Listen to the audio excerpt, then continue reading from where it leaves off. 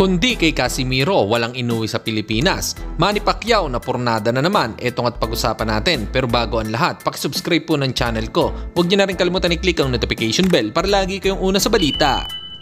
Nalaban ang aasahan, balita sa mga pambato na isasalang, pasabog na video, lahat yan nandito. Minyo Cruz TV ang iyong paborito. Pag-usapan nga po natin mga kaboxing, exhibition fight ni pambansang kamao, Senator Manny Pacquiao versus Chihiro Suzuki, mukhang hindi na matutuloy.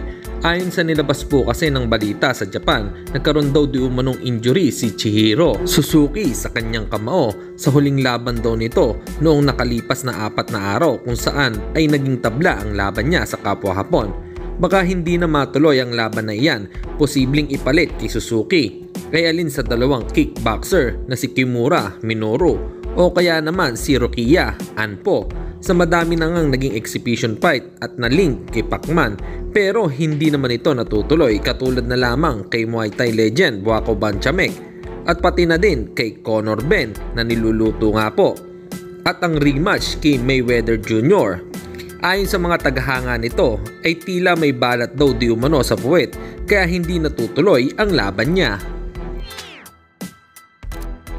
Samantalang pangbato nating si Carl James Martin, lalaban na ngayong August.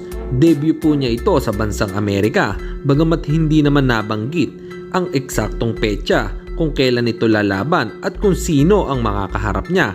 Kaya matindi na nga po ang paghahanda ng ating pambato. Kaya dahil dyan ay excited na nga pong makitang lumaban si Carl James Martin ng mga kababayan niya.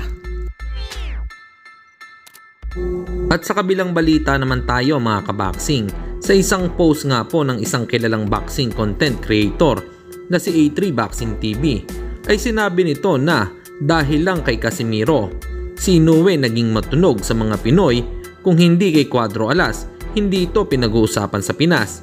Para sa inyo mga kaboxing, sangayon ba kayo sa sinabi ni A3 Boxing TV na kung hindi kay Casimiro ay hindi makikilala ng mga Pilipino si Japanese monster Naoya Inoue? Ano po masasabi nyo dito? Comment lang kayo sa ibaba. Hanggang dito na lang muna ang ating balita. Dito na lang ang aking Boxing News Report. Babu!